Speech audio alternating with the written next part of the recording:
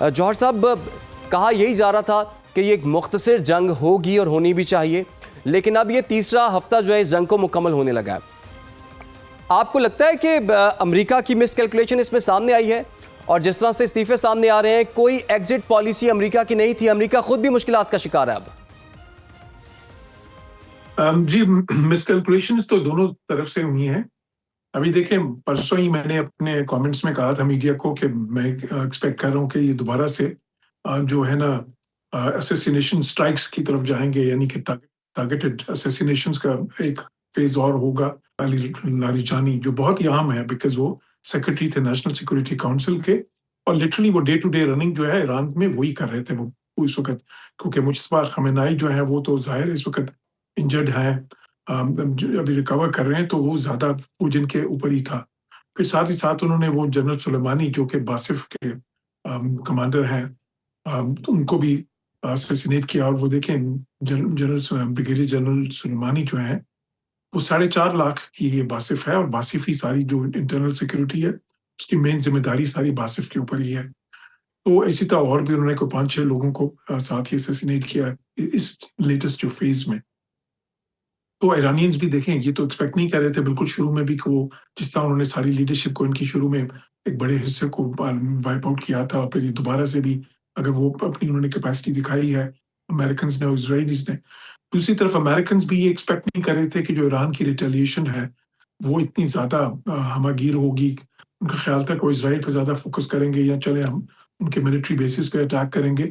پر ایران نے ساتھ ہی military bases کے ساتھ ساتھ وہ خلیجی ممالک جو ہیں ان کے باقی انفراسٹرکچر پہ بھی اٹیکس کیے، اور ساتھ ہی ساتھ ابنائے ہرمز جو ہے اس کو بھی بند کر دیا۔ اب وہ ایکسپیکٹڈ تو تھا، لیکن اس میں یہ ایک مس کیلکولیشن یہ تھی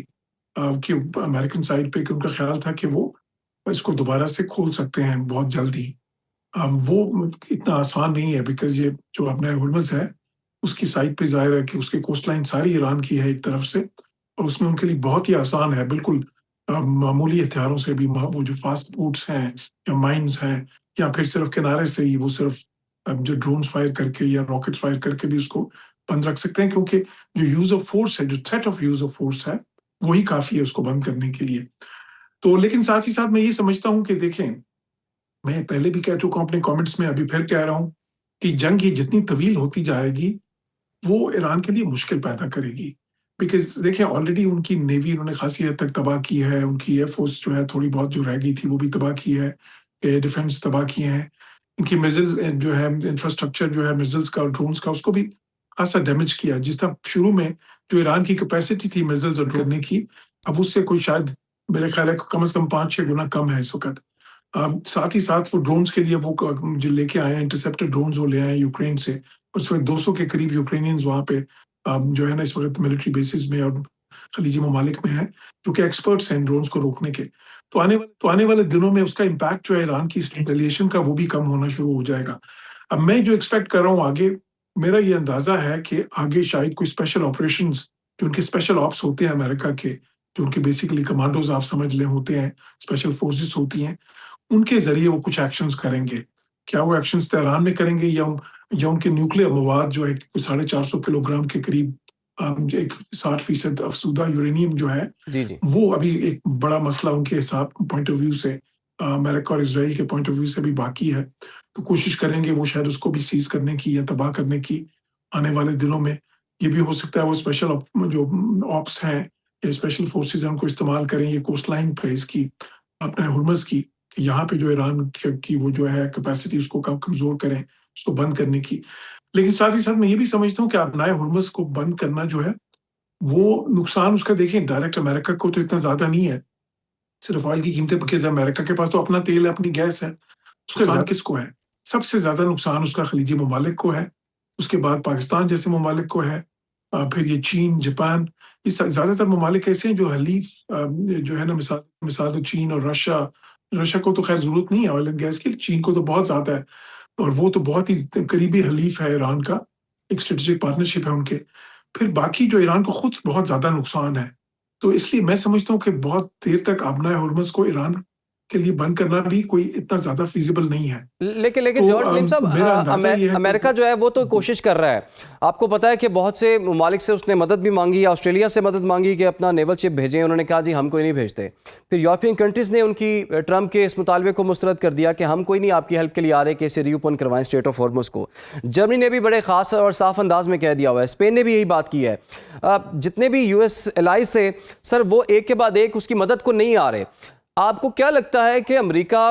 کیا یہ کہنا درست ہوگا کہ اس معاملے میں، اس خاص کانفلکٹ کے معاملے میں امریکہ جو ہے وہ آئسولیٹ ہو کے رہ گیا ہے، اور ان تمام ممالک کی مدد اور کم از کم ان کی جسے کہتے ہیں ایک گڈ ول کے بغیر ہی کیا امریکہ اس قابل ہوگا کہ اس کانفلکٹ کو زیادہ دیر تک آگے بڑھایا جا سکے؟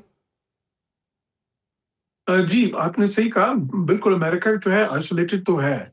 یورپینس نے انکار کر دیا صاف، اور اس کی وجہ یہ ہے وہ کہتے ہیں کہ جی آپ نے جب یہ جنگ شروع کی تھی تو کیا ہم سے پوچھ کے کی تھی، کنسلٹیشنز کیا کی تھیں؟ اس سے پہلے جتنی بھی جنگیں امریکہ نے شروع کی ہیں، بے شک وہ افغانستان کی تھی یا عراق کی تھی، اس میں ان سب سے کنسلٹیشنز کی تھی، ان کو ساتھ میں لا کے لے کے چلے تھے. یہ تو انہوں نے خود ہی تنہا اسرائیل کے کہنے پہ کر دیا. تو بالکل آئسولیشن تو ہے، لیکن جو امریکہ ان کو شامل کرنا چاہ رہا تھا اس یہ ابنائے ہرمز کی جو رکاوٹ دور کرنے میں یا اس کو جو ہے نا کلیئر کرنے میں، اس کی وجہ یہ نہیں تھی کہ امریکہ کو ان کی کوئی ٹیکنیکل سپورٹ کی کوئی بہت زیادہ ضرورت ہے. امریکہ کی اپنی نیوی کافی زیادہ اسٹرانگ ہے. ان کی کوشش تھی امریکہ کی کہ ان کو بھی اس لیے لے کے آنے کی کہ تاکہ ایران کے لیے اور مشکل ہوتا جائے کہ وہ کتنے ملکوں پہ اٹیک کرے گا. پھر اس کے بعد یہ وجہ تھی اس کی، وہ اپنا رسک جو ہے اس کو ڈسٹریبیوٹ کر یا ڈیوائڈ کرنا چاہ رہے تھے، ڈائیورسیفائی کرنا چاہ رہے تھے. ان کو ملٹری سپورٹ کی کوئی اتنی زیادہ ضرورت نہیں تھی. تو میں یہ سمجھتا ہوں کہ آنے والے دنوں میں دیکھیں، امریکہ کو اس جنگ کو لڑنے کے لیے تو ضرورت نہیں ہے یورپ کی یا کسی اور ملک کی. ان کے اپنے ریسورسز کافی ہیں، اور اسرائیل ان کے ساتھ جو ہے وہ بھی کافی، اسرائیل کی فوجی قوت اس ریجن میں کسی بھی یورپین ملک سے زیادہ ہے.